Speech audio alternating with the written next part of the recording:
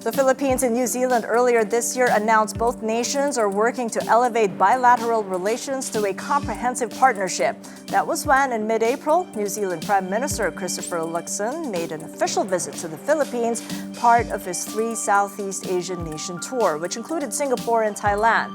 The Philippines and New Zealand marked their 60 years of diplomatic ties next year. Both nations established diplomatic relations on July 6, 1966. Well, with us now for more is New Zealand Ambassador to the Philippines, Dr. Catherine McIntosh. Good seeing you again, Catherine. Welcome to the program. Thanks so much, Kathy. It's great to be here. So what's been the progress since Luxon's visit a couple of months ago? Back in April, there was a lot of optimism in the way of partnership, by way of trade, economy, and security. Absolutely. So the Prime Minister Christopher Luxon's visit in April last year was a huge opportunity to reset the relationship and drive the momentum. And we were pleased that the leaders, with President Marcos, they both agreed to elevate ties to comprehensive partnership by 2026 to mark 60 years of bilateral relations. And they've agreed to do that through 4 pillars: political engagement, defense and security, people-to-people links, but of course, also what drives inclusive growth and progress is trade and climate. And so what the 2 leaders agreed was to set a goal to increase two-way trade by 50% by 2030. And I'm pleased to say we're already making great progress. So what sort of progress have you made? Because ever since after the visit, as you know, the State of the Nation address in July, there's been disclosure by the President of anomalous flood control projects. It's led to governance issues and pretty much a slowing of the economy. It's now showing up in the metrics. In our 3rd quarter GDP, corruption getting into slowed public infrastructure spending, and perhaps, if you will, a distracted government from pursuing other things, but focusing on corruption concerns. Well, what we're seeing is since this goal was set, we have seen two-way trade increase by 23%. So we're already almost halfway towards that 50% goal. And this is an increase in trade in both directions, both in goods and services. And in regards to the matters of domestic matters for the Philippines, well, I must say that in terms of the ASEAN chairship, we're already seeing great excitement from New Zealand businesses about the opportunity that offers. The spotlight will be on the Philippines, and I already have companies saying and planning how much they'd love to visit the Philippines next year to explore opportunities. But the business missions, I noticed that there had been a lot of business missions, inbound, outbound, in the past year. How have those gone on, given the concerns that have been raised and also the protest rallies happening? Have those continued, or have they taken a pause for now? We're very much looking forward to 2026 being a big year for both countries, and there's concrete interest from businesses.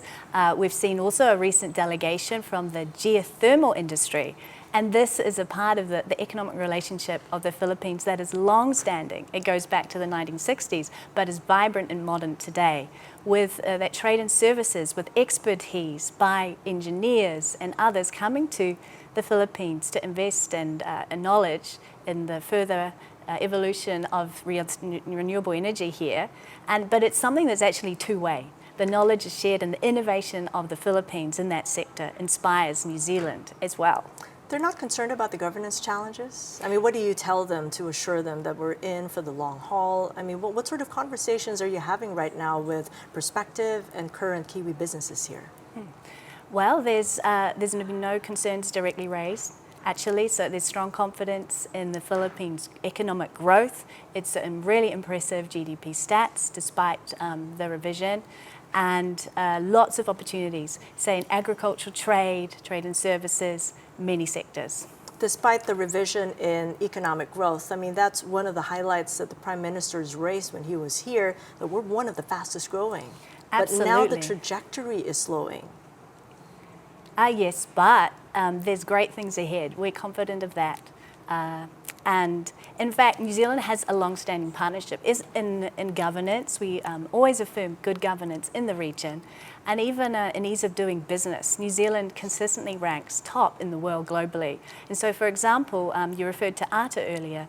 And we have a great partnership with ARTA. A New Zealand company, Creative HQ, actually worked with ARTA around innovation.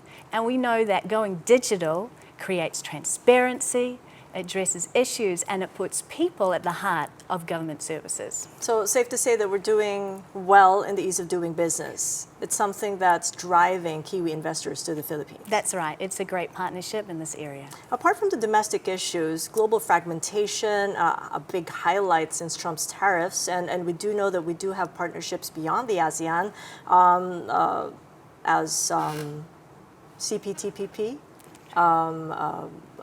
founding member, and in the way of ASEAN. How do you see the way forward when you consider that we're also members of RCEP, the Regional Comprehensive Economic Partnership, and how that all works together to be able to minimize the impact of tariffs coming from the U.S.?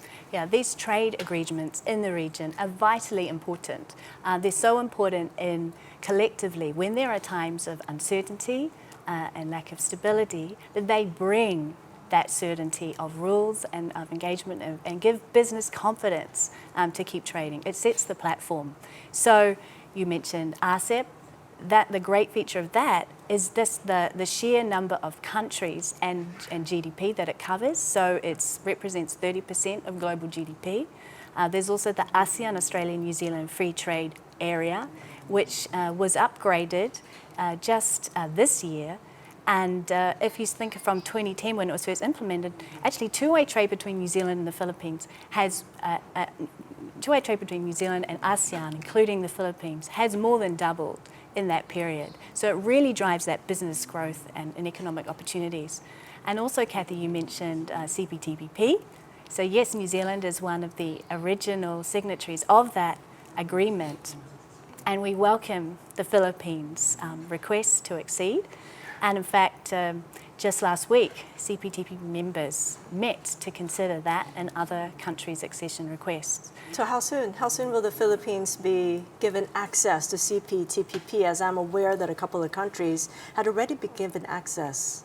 Yes, it's a growing agreement and partnership, and CPTPP members met, and they agreed that the Philippines, along with Indonesia, UAE, Uruguay, meet what's called the Auckland Principles, which is around the ability to meet the high standards of the agreement and also track record of complying with trade agreements. And they agreed to establish a working group on accession next year for the Uruguay, but potentially for the Philippines, UAE, and Indonesia. So what do we need to do to get in?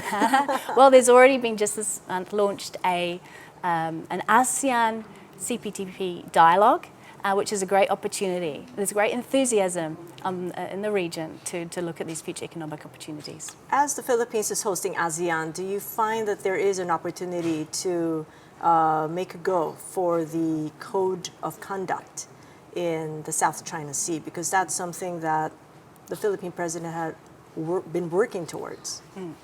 We're really pleased to hear the Philippines' priorities for ASEAN, fantastic events and announcements recently. And yes, New Zealand and the Philippines both share that strong support for a rules-based maritime order that is based on UNCLOS. So we wish the Philippines and all ASEAN partners the best in terms of code of conduct negotiations. And in fact, there's been a visiting forces arrangement that's been signed, and the New Zealand uniformed personnel, in fact, had paid a visit to the Philippines. Are we going to see more of that? I mean, what's the way forward when it comes to that security alliance? Yeah, defence, security and maritime, that's a key pillar of our comprehensive partnership. And it's just going from strength to strength. You mentioned the SOFA. We also signed mutual logistics supporting arrangement, which provides the underpinnings for greater interoperability, so our joint forces can train together and also respond to crises and when there's humanitarian assistance required. So it will go both ways. New Zealand can respond more easily to the Philippines, and the Philippines can help New Zealand. So that's one. We've got the security alliance, and then the trade. We've talked about that. Some of the investments, but you got to let us know on the interest. If indeed 2026 will be a year that we celebrate 60 years of partnership, what can we expect in the way of investments from New Zealand businesses? Well, we look forward to the engagement, all the ASEAN meetings that are being planned. It's ongoing things in various sectors. I'll just mention even in the weather, in terms of we have a New Zealand partner called, or company called Metro Weather, and they are providing weatherscape software and weather projections, even here at TV1, One News, I should say, TV5. There is a roadmap that the president had talked about, and that was in the final stages. What is the status of that in the language so that we could get that comprehensive partnership going? Yeah, we have a great roadmap which we expect to be announced shortly, and it goes through those 4 key pillars that I mentioned to you, Kathy, which is driving momentum in the bilateral relationship. Now, trade with New Zealand, there's been some mention of interesting fruits. One of them had to be durian, that fleshy, smelly fruit. Have you tried it? I have not yet. It's famous for its smell. It is, it is. But the closest I've got to recently is durian chocolate, which was very nice. And there's a huge demand for durian chocolate in New Zealand? Well, there's certainly the export of frozen durian. I tried the durian chocolate here, so I'll have to see if it's back home. But certainly with the growing Filipino population in New Zealand, there'll be increased demand for these fantastic Filipino products. Do you know, in 2001, we had 10,000 Filipinos, and now we have over 110,000, making an incredible contribution to society and our economy. And just a country of 5 million people, that's a lot. And also, there's an interest in onions, I believe. Yes. Has that already started? Well, we have the agreement of the Philippines government to resume trade in onions. So we so look forward to having onions on supermarket shelves in the Philippines soon. All right, we got about a minute, and I know that you've been here for about a year and 6 months, and you wanted to give it a go and deliver a message in Filipino. Thank you, Kathy. Magandang umaga. Taos puso po akong nagpapasalamat sa matatag na pagkakaibigan at ugnayan ng Pilipinas at New Zealand. Kayo mismo ang ugnayan, kayo mismo ang puso ng ugnayan ito. Magkita-kita po lahat tayo sa ika-6 na pong anibersaryo ng ating masayang pagkaibigan sa susunod na taon. Kita-kits po. Mahusay at matatas. Marami pong salamat. Thank you so much, Ambassador. I much appreciate your insights and your Tagalog. New Zealand Ambassador to the Philippines, Dr. Catherine McIntosh for Diplomat's Corner.